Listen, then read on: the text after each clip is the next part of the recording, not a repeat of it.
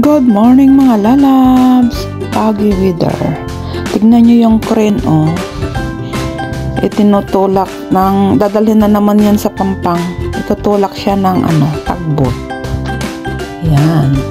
Papunta na yan sa gilid. Yan yung nagbubungkal ng lupa na itinatabon sa yan mga ginagawang buildings or dyan sa daan, sa bridge. Maluwang na yan. Dati yung airport na yan, dagat yan. Tinabunan lang yan. Yung crane na yan, nagbubungkal ng lupa sa ilalim. Yan, itutulak na siya ng tugboat. Dadalhin sa gilid. Yan. Hindi gaanong clear ngayon ang weather. Foggy.